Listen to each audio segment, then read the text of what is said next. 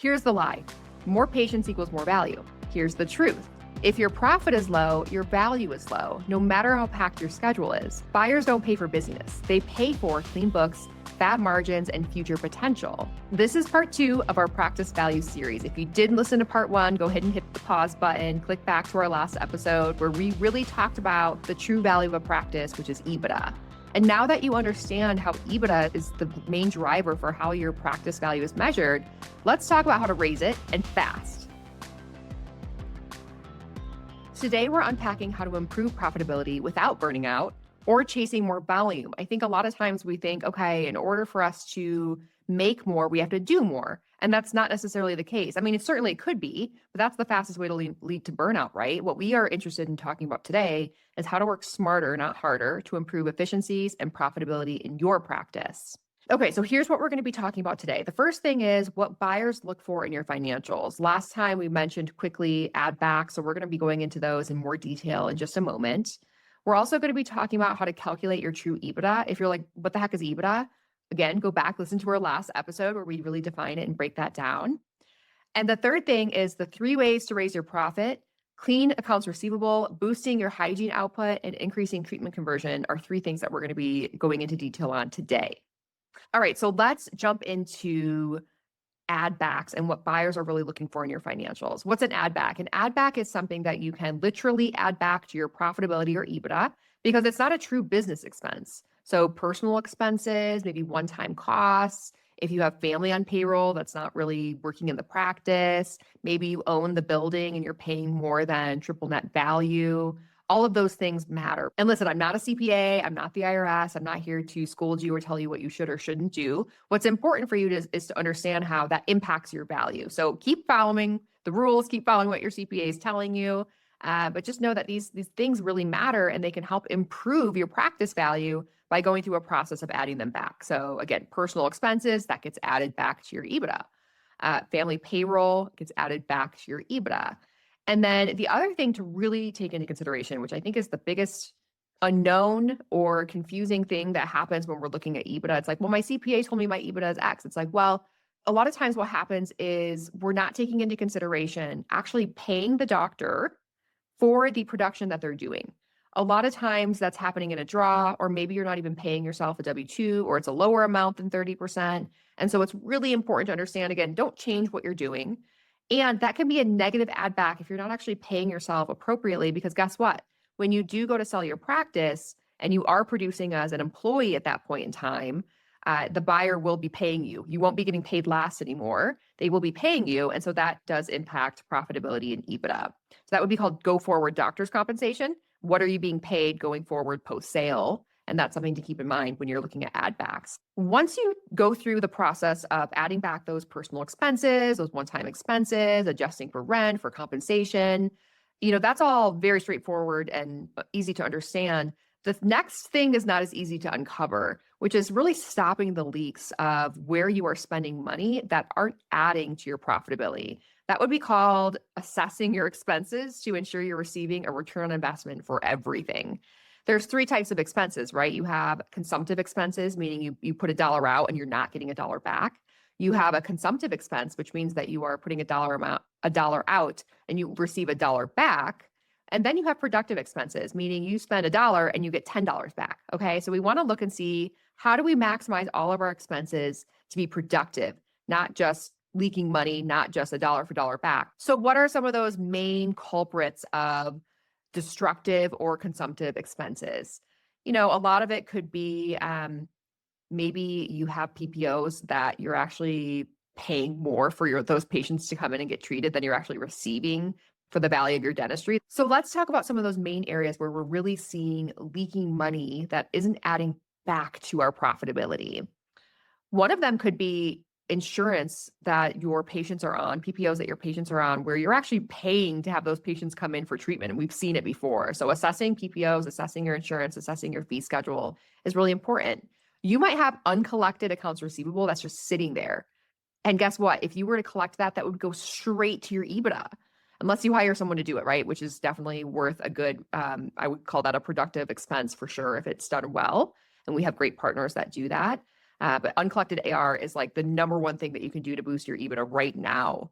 Also, do you have low treatment acceptance? Do you have low collections versus your production? All of those things are going to really make a difference when it comes to your EBITDA. And how do we understand what's driving that? A lot of times it's our team members. So what's your salary expense? And I'm not saying, lay off salaries. I'm not saying cut. You can't shrink your way to growth, right? The process, the exercise here is to actually go through your expenses and understand where are you winning and where do you have opportunities. So team members, if you're above 35% in your team member salary bucket, that means that we aren't necessarily getting the return on investment that we should be for our team members. Now, I'm not saying it's their fault either, right? Because it could be that we're not doing a very good job of setting realistic expectations, putting structures in place. What sort of goals do we have? So those are all things that we need to look at, right? And team member return on investment is usually the number one area that we see a leak happening because people are just coming in to be busy instead of productive. The next one, which is a big one, is marketing. So marketing is actually not an add back. I haven't seen it where you can get your marketing added back, even though sometimes it could be considered a one-time expense. So are you spending money here? Do you need to be spending money here? And what sort of return on investment are you receiving for your marketing? Are you seeing a good cost per acquisition for those new patients? Are they converting into your ReCare system? Or are you just throwing money at a problem that's not actually a problem? How do you determine if you need marketing? Well, that's going to be the next thing we talk about, which is understanding your practice's full potential using my favorite tool ever. It's called the Loss Revenue Locator. And the whole point of the Loss Revenue Locator is it's literally a calculation. It's a math problem to determine what your practice value is, if you're leaving money on the table, if your strategy should include marketing, or if it should include systems and team efficiency to convert your current patient base. So click the link below. It's in the show notes. You can get access to our Loss Revenue Locator at no cost. And if you want to click that open, I can kind of walk you through what that looks like. The whole point of the Loss Revenue Locator is to determine, well, obviously what your practice capacity is, but we do that by determining the annual value of one patient in your practice that's active. What's an active patient? They've been in the last 18 months. So you'll see here the top section is called case acceptance. And you'll notice that it says crown and buildup. Now, don't get me wrong. We're not saying go do a crown and a buildup on every single patient. Okay, that would not be what we're saying here. What we're saying is that after 26 years in business, we can accurately predict that each active patient will be investing in the treatment value of a crown and a buildup annually. So some patients don't need any restorative care. Some might need a whole lot more than a crown and a buildup. And so we can average out what each annual patient will spend on average using that crown and a buildup fee schedule. Now, if you have mainly PPOs, use your average PPO fee. If you're fee for service, use your fee for service fee. Maybe you're 50-50. Maybe you want to do two of these, one with 50% of your patient base on PPOs, one with 50% of your patient base fee for service. So make sure you're pulling the appropriate fee there.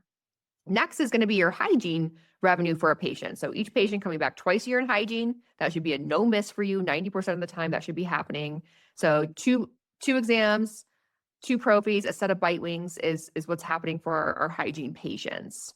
That is your annual value of having them come back twice a year. So you add those two numbers together, you get your total value for one patient in your practice, and then you multiply that by the number of active patients in your practice. Again, run a report. Last 18 months, you should be able to find that information. That gives you your capacity. Now, we're not saying that this is what you should be doing. We're saying this is what you could be doing. And if you are like at capacity, you're like, okay, I'm at 1.3. This is saying 1.3. I am there. Invest in marketing, right? Maybe you want to add new services. There's different things that you can certainly do. Now, most of the time, what we see is you're producing 1.3, collecting 1.3, and your capacity is like 4 million. And you're like, oh, wow. Okay, this is great. A little overwhelming, maybe. And so you want to then look internally at some different KPIs and levers to pull to really maximize that, which is where the team comes in, right? What's your diagnostics percentage in restorative care? What's your case acceptance percentage in restorative care? Same thing for hygiene. What's the hygiene value of your practice? What's your patient attrition? Do you have patients coming in the front door, leaving out the back door? That's one of my favorite things to see is when someone's spending $70,000 a year on marketing, they have, 20 new patients a month, but then they lost 25 new patients a month. So their net patient growth is actually -5.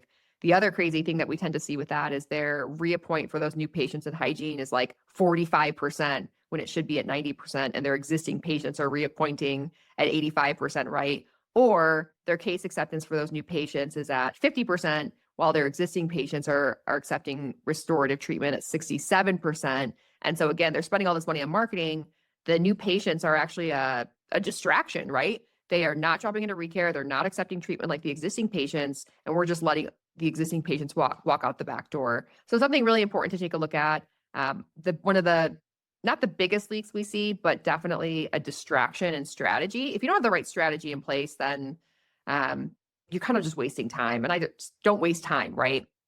So I want to talk to you about Dr. M, who had a very similar story.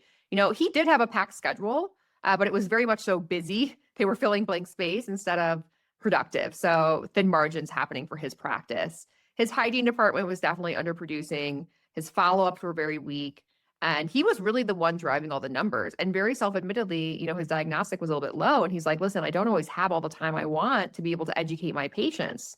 And the big thing there is like, it should be a team approach, right? So we trained the team, we implemented proper scripts, we put in specific metrics by position. We compensated the team with an individual performance-based bonus. And guess what? Within 90 days, his EBITDA was already up by 10%. That's only going to continue to grow with these systems in place. All right. So again, I really urge you to go ahead and take the lost revenue locator quiz. The link below will take you there. It's that quiz we were talking about earlier. And it really allows you to understand where your gaps are for growth, top line growth, which is going to lead to bottom line growth. Because this is all about working smarter, not harder, right? You're already seeing these patients, but if we're not converting them, we are working harder, not smarter. So know where to start and then watch your value grow. To recap, today we talked about understanding how every dollar you spend is technically $10 back from an equity value, right? So if you didn't catch that, that means that's where we were talking about those consumptive, destructive, and productive expenses. But every dollar you spend is $10 back in equity value. So make sure you're spending your money wisely. Paying yourself last is actually hurting the value of your practice. Again, I'm not saying to change the way you compensate yourself, but understand that if you're not paying yourself appropriately, it is impacting the value of your practice. And lastly, the lost revenue locator is your key to raising profits and putting a strategy in place that's going to be right from the get-go. I'm Kelly Dahmer, and this is the Next Level Practice Podcast. Stay tuned for our final episode in our 3-part series on practice value. We're going to be talking all about building a practice that runs without you for the ultimate value multiplier.